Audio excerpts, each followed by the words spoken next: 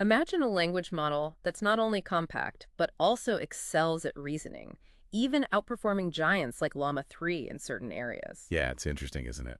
It's 5.4, and we're diving deep into its technical report today. It's a fascinating model, really challenges the assumption that bigger is always better. Right, this deep dive explores a 14 billion parameter language model that really emphasizes data quality over sheer size. Uh-huh. And get this, 5.4 actually beats its teacher model, GPT-4, Oh, wow. on some seriously tough STEM-focused tests. Interesting. So let's talk about that. Yeah. What's really intriguing is how 5.4 achieves this level of performance with a heavy reliance on synthetic data. Yeah, that is very interesting. So let's unpack this synthetic data concept. Okay. The report mentions that it makes up the bulk of 5.4's training data. Mm-hmm. Why is synthetic data so important for a model like this? Well, you see, with synthetic data, you have a much greater level of control over the learning process. Oh, okay. 5.4 synthetic data, for example, is structured to mimic human learning, ensuring it learns foundational concepts before tackling complex problems.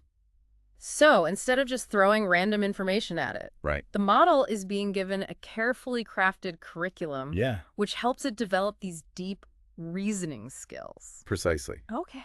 And in addition to this structured synthetic data, Mm-hmm. the creators of 5.4 were incredibly selective about the organic data they used. Okay. Web content, books, code. Right. It's all been meticulously filtered Yeah. to ensure the highest quality in terms of reasoning and educational value. So they didn't just throw the whole internet at 5.4 then? Definitely not no. Okay. They were aiming for depth and quality in the sources 5.4 learned from. Interesting. And to really prove this approach worked, they did something rather interesting. Okay. They tested 5.4 on the 2024 AMC math competitions. Really? And this was after his training was complete. Wait, are those the high school math competitions? The very same. Yep. Wow. And incredibly, 5.4 outperformed models many times its size on these tests. That's impressive. Yeah, it speaks volumes about the effectiveness of their data selection Mm-hmm. in promoting true understanding and avoiding overfitting. So we have this foundation of high-quality data, a mix of synthetic and organic. Right. But the report also dives into something called pivotal token search. Yes. What role does that play in 5.4's learning process? Pivotal token search, or PTS, is all about identifying the critical aha moments in problem solving. Uh-huh. Those instances where a seemingly small shift in your thinking unlocks the solution. I know those moments. It's like, now I get it. Exactly. Yeah. 5.4 is trained to recognize those pivotal steps, Okay. which makes the learning process remarkably efficient. Interesting. Instead of just processing every single step, Great. it zeroes in on the ones that truly matter. It's almost like they gave 5.4 a cheat sheet to problem solving, Yeah, you could say that. but in a way that actually makes it smarter. Well, more like training the model to think strategically Mm-hmm. and to recognize those crucial points in a solution. Okay. But perhaps even more interesting Yeah. is that pivotal token search doesn't just help 5.4 find the right steps. Okay. It helps the model understand why those steps are important, Uh-huh. leading to a deeper understanding of the problem domain. Now, that's what I call a deep dive. Right. Yeah. Pretty cool. It is. Yeah. So 5.4's success with pivotal token search, Yeah. it's definitely impressive. But there's another aspect of this model I find equally intriguing. Okay. It's the lengths they went to Yeah. ensure that 5.4 is not only intelligent, Right. but also reliable. You're talking about the focus on safety and hallucination mitigation, right? Yeah, exactly. Because building a powerful AI is one thing, but Yeah, making sure it doesn't go off the rails is a whole other challenge. that's right. The researchers behind 5.4 Yeah. were very deliberate in their approach to training the model Mm-hmm. to recognize when it doesn't have the answer. So instead of just making something up or Yeah. going on some wild tangent, 5.4 is more likely to admit, Yeah. hey, I don't know this one. Precisely. And that's a significant step towards building AI systems that are trustworthy. That's refreshing because Right. we've all seen those examples of Yeah. AI models confidently spewing out misinformation. And that's a real concern, Yeah. especially as these models become more powerful. Right. But with 5.4, Mm-hmm. they took proactive steps to mitigate that risk. So one of the key things they did was Yeah. to incorporate something called helpfulness and harmlessness preference data sets during post-training. Right. Break that down for me. Okay. What exactly are these data sets and... So think of it like this. Oh. These data sets are collections of examples that demonstrate Mhm. both desired and undesired behaviors. Okay. It's like showing the model examples of good and bad conversations, Got it. so it learns to distinguish between them. So it's not just about teaching 5-4 to be grammatically correct. Mm. It's about instilling a sense of what's appropriate Yes. and what's not. Exactly. And these data sets Oh. cover a range of sensitive topics, like Yeah. hate speech bias and potentially harmful advice. It sounds like they're trying to instill a sense of ethical responsibility in the model, Uh-huh. which is really interesting to consider. I mean, Right. how do you even begin to teach a machine about ethics? Well, it's a complex challenge, Yeah, and it's an ongoing area of research in the field of AI. right. But with these data sets, they're essentially trying to guide the model Mhm. towards Okay. making choices that align with human values. And it goes beyond just their internal assessments, right? It does. The report mentions they brought in an independent team to really put 5-4 safety to the test. That's right. They engaged Microsoft's AI Red team Okay. to try and find weaknesses Mm. in the model's safety constraints. So like ethical hackers trying to break into a system Yeah. to expose vulnerabilities. So these red teamers were tasked with trying to make 5-4 misbehave, Yeah. to see if they could trick it into saying or doing something harmful. Exactly. They used a variety of tactics, Okay. including things like jailbreak attempts, Mm-hmm. prompt encodings, and multi-turn attacks. So all designed Yeah. to subvert the model's safety training. Exactly. Okay, and how did 5-4 hold up against this onslaught? Remarkably well, actually. Wow. It successfully resisted most of their attempts Mm-hmm. to elicit harmful or inappropriate responses. So suggesting that the safety alignment techniques were quite effective. They were. Okay, that's encouraging. Yeah. But it's also a good reminder that this is an ongoing process. Uh-huh. There's no such thing as a perfectly safe AI, right? Absolutely. AI safety is a continuous journey. Yeah. And even with all these precautions, Right. it's impossible to guarantee that a model will never produce an undesirable output. It's like a constant game of cat and mouse Yeah. between researchers trying to make AI safer and Right. those who are trying to find its weak points. That's a good analogy. Yeah. And the key here is transparency. Yes. The more open researchers are about the limitations of their models, Hmm. the better we can understand and address those challenges. Exactly. And speaking of transparency, Yeah. one of the things that stood out to me in the report was Right. the creation of their own internal benchmark FeeBench. Right. Why did they go to the effort of creating their own benchmark? They felt that Mhm. existing benchmarks didn't fully capture Correct. the range of skills and reasoning abilities Mm-hmm. that they were aiming for with 5.4. So they were looking for a way to evaluate the model's performance in a way that was more aligned with real-world applications. Exactly. FeeBench Mhm. goes beyond simple question answering Uh-huh. and focuses on tasks that require deeper levels Okay. of understanding and reasoning. Give me an example Sure. of what kind of task you might find on FeeBench. Well, for instance, FeeBench might challenge the model to debug a piece of code Okay. or to explain a complex concept in a way that's clear and concise, Mm-hmm. or even to identify errors in a logical proof. Identify errors in a logical proof. That sounds like something even a lot of humans would struggle with. It's definitely a challenging task. Yeah. It requires the model to not only understand the steps Yeah. of an argument, Right. but also to evaluate its validity and to spot any flaws in the reasoning. So FeeBench is really pushing the boundaries of It is. what we typically think of as AI evaluation. And I think that's a really positive development. Yeah. Because if we want AI to be truly valuable in the real world, Right. we need to go beyond these simplistic benchmarks Mhm. and start focusing on evaluating the kinds of skills Yeah. that matter in real-world settings. It's a fascinating approach, and it circles back to that theme of responsible AI development we've been discussing. Because if we want AI to be a force for good, we need to ensure it's equipped to handle real-world complexities. Well said. And FeeBench Yeah.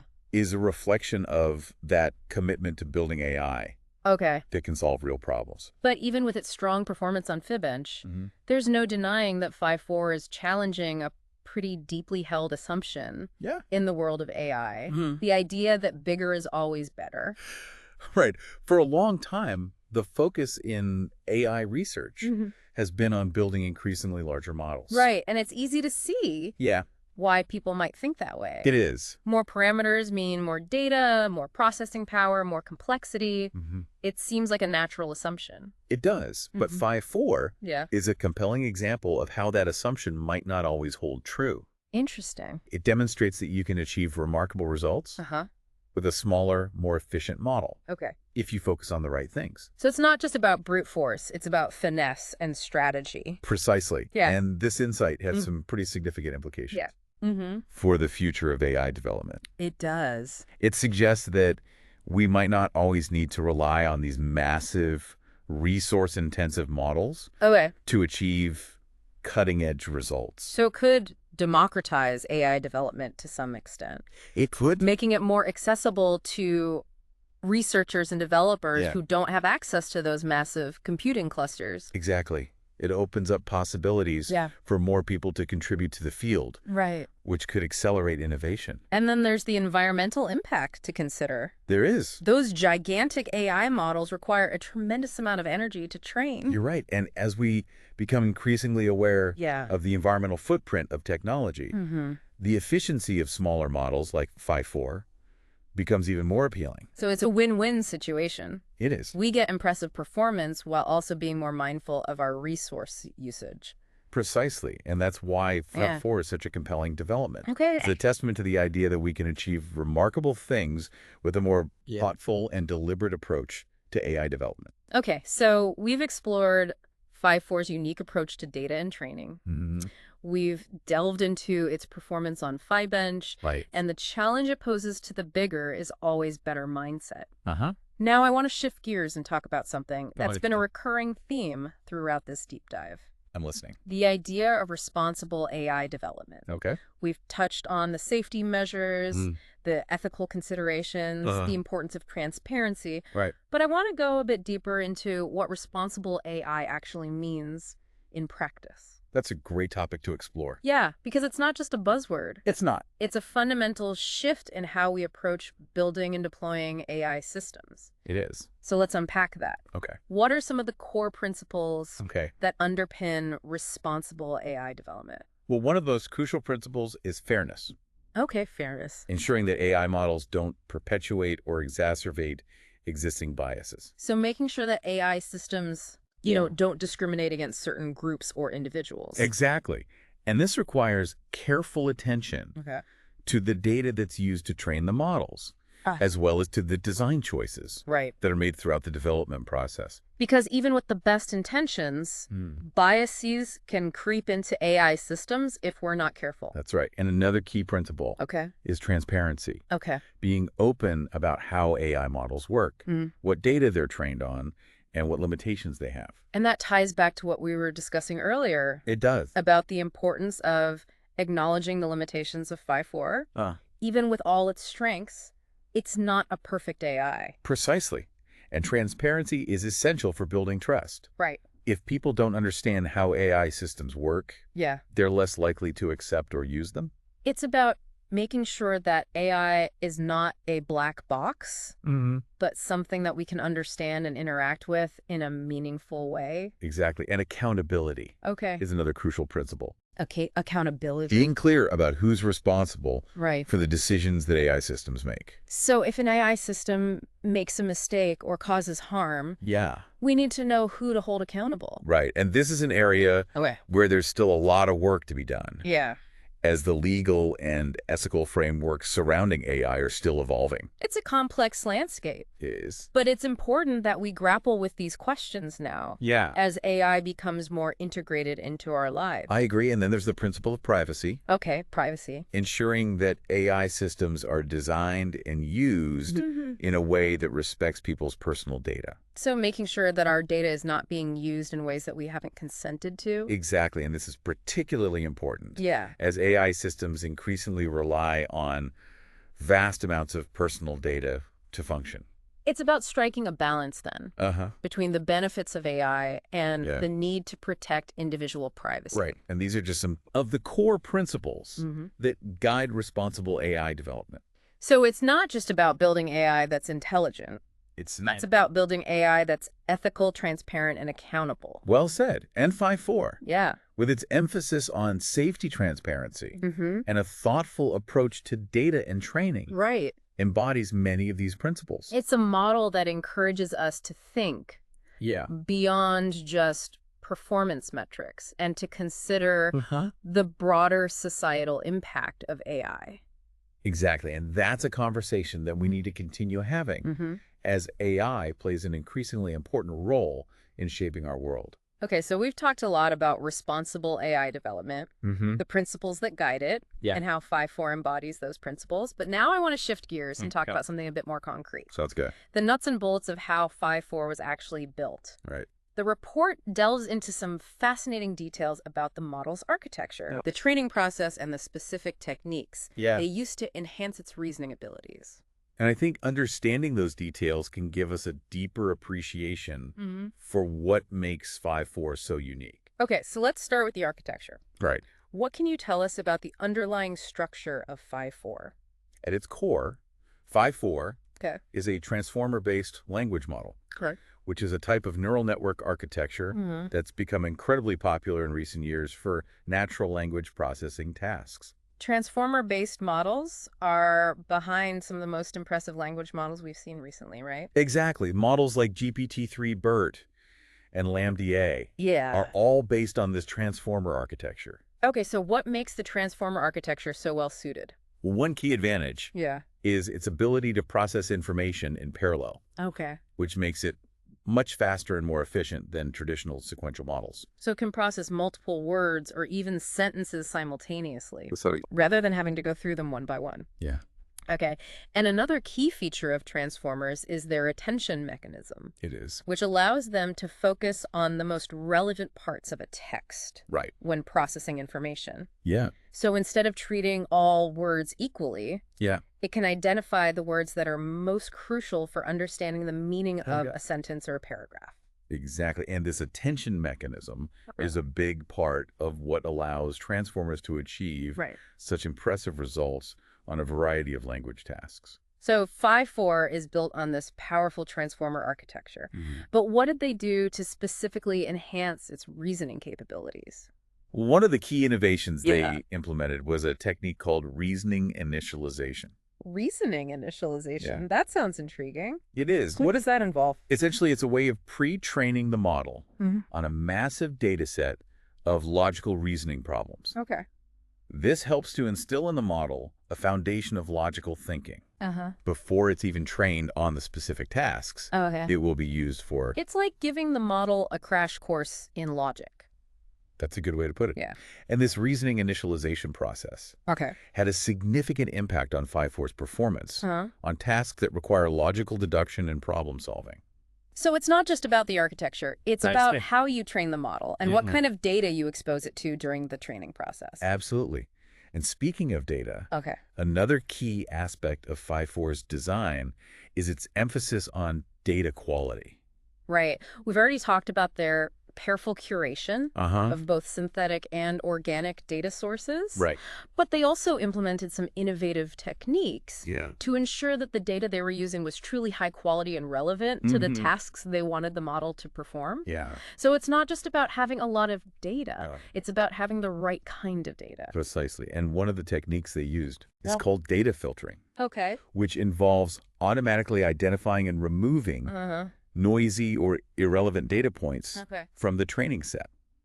So they're essentially cleaning up the data to make sure that the model is only learning from the most valuable and informative examples. Yeah.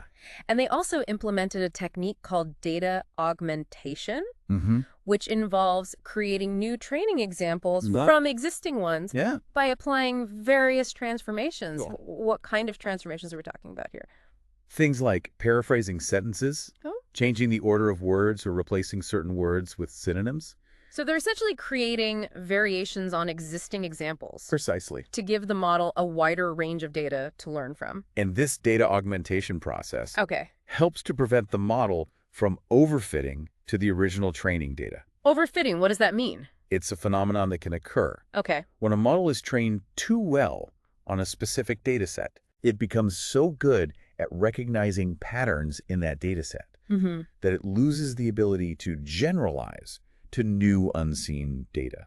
So it's like a student who memorizes the answers to a test, Exactly. but doesn't actually understand the material. Right, and data augmentation helps to prevent this by exposing the model to a wider variety of examples, making it more robust and adaptable. So it's like teaching the model to think on its feet. Exactly. Rather than just relying on rote memorization. Yeah, and all of these techniques, Right. the transformer architecture, the reasoning initialization, the data filtering, the data augmentation, they all come together to create a model that's not only powerful, but also intelligent and adaptable. It's a fascinating example of how thoughtful design choices and a focus on data quality can lead to remarkable results. And it challenges the notion that simply throwing more data at a problem is always the best solution. It's about being strategic and deliberate. It is. In your approach to AI development. And that brings us back to the theme of responsible AI development. It does. Because it's not just about creating powerful technology. Right.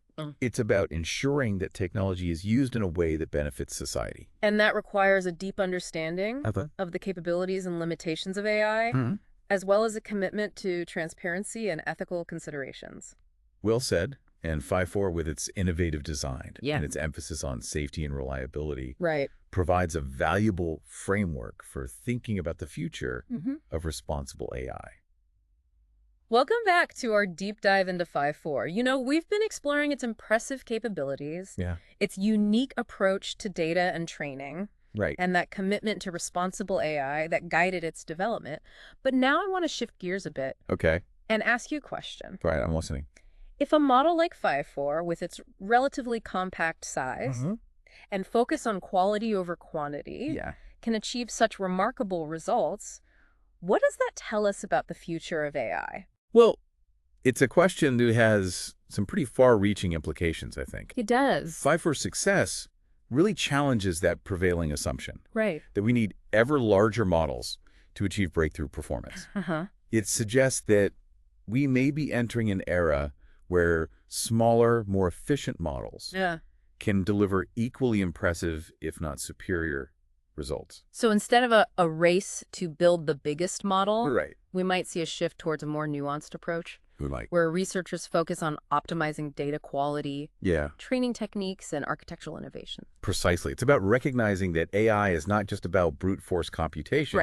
It's about understanding the intricacies of language, reasoning, and problem solving, and finding elegant solutions that leverage both data and algorithms effectively. And this shift could have a profound impact on the accessibility of AI. It could, absolutely. Smaller models require less computational power, making them more accessible to researchers, developers, and organizations with limited resources. So this could democratize AI development. It could. Fostering innovation and allowing more diverse perspectives to contribute to the field. Exactly. And let's not forget the potential environmental benefits. Oh, yeah, that's a big one. Training those massive AI models consumes a tremendous amount of energy. It does. A shift towards smaller, more efficient models could significantly reduce the carbon footprint of AI research and development. It's a crucial consideration, isn't it? It is. As we strive to create a more sustainable future. For sure. And it aligns perfectly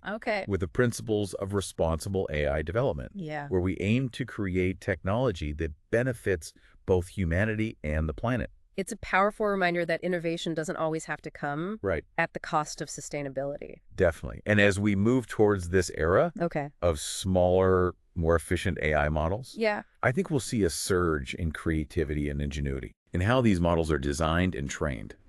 Imagine a world where AI is not just a tool for large corporations and research institutions, but a resource that's readily available to individuals, small businesses, nonprofit organizations. It could empower people to solve problems, create new products and services, and address challenges in ways we haven't even imagined yet. It could. It's a very exciting prospect. It is a vision of AI that's more inclusive, more accessible, and ultimately more aligned with the human spirit of innovation and progress. It is, and it's a vision that 5.4, with its remarkable achievements and its commitment to responsible development, is helping to bring to life. So we've reached the end of our deep dive into Phi 4. We have. We've explored its technical intricacies, its implications for the future of AI, Right. and the lessons it offers for responsible development. Yeah, it's been a fascinating journey. It has. Full of insights and thought-provoking questions. It has been, and I hope it's inspired our listeners to continue exploring this ever-evolving world of AI. For sure. With a sense of curiosity, Yeah. critical thinking, and a commitment to shaping this technology for the betterment of humanity. That's what we need. Well, until next time, Yeah. keep exploring, keep learning, and keep pushing the boundaries of what's possible with AI. That's right. Thanks for having me. Thanks for joining us.